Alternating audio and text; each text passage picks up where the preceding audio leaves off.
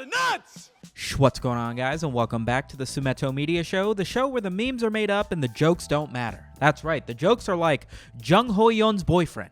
He doesn't matter, baby girl. Let's be honest with ourselves. You belong with me. So just like everybody else in the universe, I spent all of last week getting absolutely no sleep one night because I decided to binge watch all 9 episodes of the fantastic new Netflix original, Squirt Game.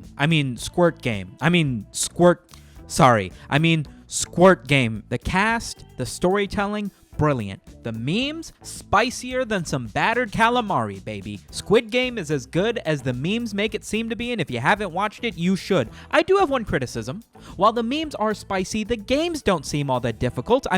Maybe I'm just built different, but I'm pretty sure I'd make it through every single one of those games. Red light, green light, I would just be following behind number 67, staring at that dumper the entire time. When she goes, I go. When she stops, I stop. And since she survives, so would I.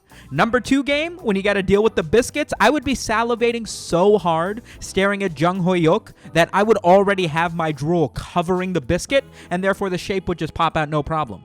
Number 3 with the marbles, I'll be honest, I would sacrifice all of my marbles in a heartbeat to save player number 67 without a second question.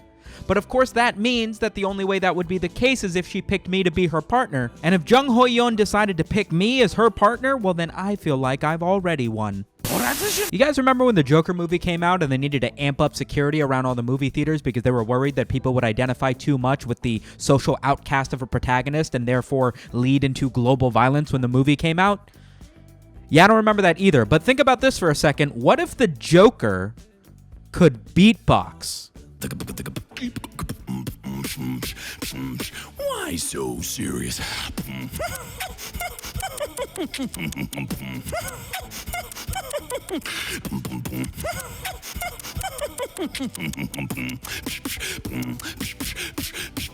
Brilliant video. I'm not shocked at all that it is trending all over the internet at the moment. I think in our hearts we all sort of wondered, what if the Joker could beatbox, and credit to the man for bringing that to life. He is clearly a very talented beatboxer. However, it does kind of just feel like normal beatboxing with some Joker-esque words thrown in. Is that really the Joker beatboxing?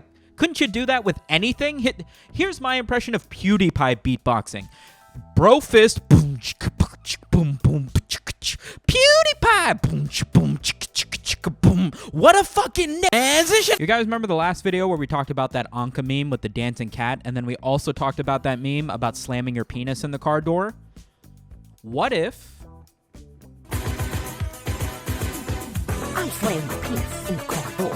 You slam your penis in the car door? Transition. So Nintendo announced in their most recent Nintendo Direct that they would be making a new animated Super Mario Bros. Movie that would be starring Chris Pratt as Mario. And everybody is thoroughly upset.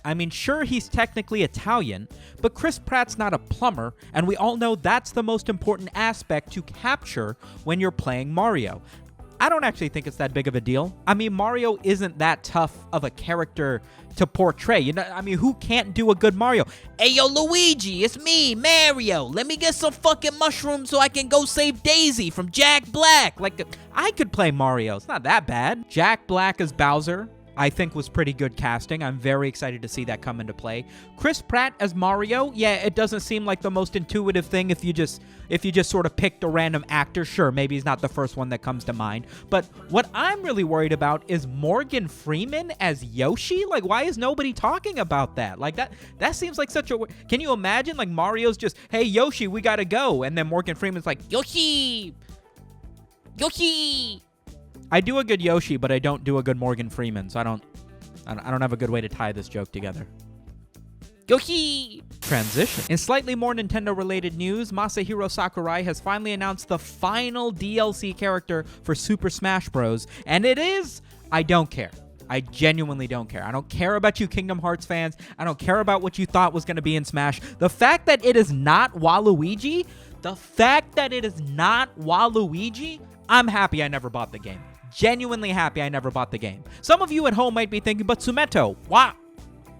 And that's my sentiment as well. This is where I want. Mwah.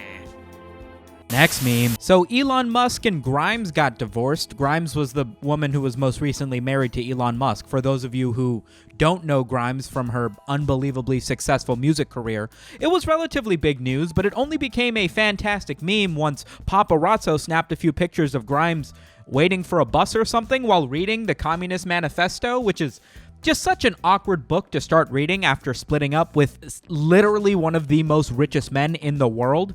Grimes later posted on her Instagram or Twitter, I don't know, I don't follow her anywhere, saying that she knew that people would be taking pictures of her, so while she was in cosplay on her way to a photo shoot, she wanted to start reading whatever would make for the most ridiculous Onion-esque headline possible. And power to Grimes. You know I always approve of people trying to make a meme out of a situation. It is who I am. It has resulted in some fantastic memery. And at the end of the day, I mean, if it seems a little bit too obvious, a little bit too forced, too good of a meme of a photo to be taken, it's typically staged. And, you know, there's nothing we can do about that. Interesting. Oh, hey, sorry, I didn't realize I was still recording. I was just catching up on some light reading. You know, it's a part of life. What can I say? Transition. So earlier this week, Twitch had a massive data leak. Some hackers were able to jump into the source code of the website and were able to extract just how much money the entire top roster of Twitch streamers made over the course of the last 2 years. There's even been a website created where you can just type in your favorite big Twitch streamer and see exactly how much money they have made month to month over the last 2019, 2020. And while this is a massive breach in security, the actual data that was released doesn't seem to be all that interesting to people. I mean, we all know that big Twitch streamers make a tremendous amount of money, but to actually see the numbers themselves, it seems as though nobody's surprised, that nobody's really making any big news headlines, aside, of course, from political Twitch streamer Hassan Abi, who recently caught a lot of flack for purchasing a several million-dollar mansion while making all of his money talking about the redistribution of wealth and taxing more to the rich, while simultaneously collecting a $200,000 paycheck from Twitch alone every single month as of 2019. Ludwig made a fantastic meme showing that Hassan's really the only one catching any flack for this, and it's pretty silly. That being said, is it weird to say that I feel a little bit left out? I mean, I know, like, obviously you don't want to have your personal information leaked or anything, but, like, I wasn't even a big enough Twitch streamer to be targeted for this hack. Like, come on, man. I mean, this is my job and everything. I want to feel like part of the in crowd. It's like Twitch doesn't care about you if you're small unless, like, you say the N-word or flash a titty or something. Transition! Thank you for making it to the end of yet another episode of the SumitoMedia Show. If you have any ideas for memes that I should cover, leave them down in the comments. That is right underneath the like button. Remember to click confirm after you hit the unsubscribe button, and I will catch you guys on next week's video. Spisu!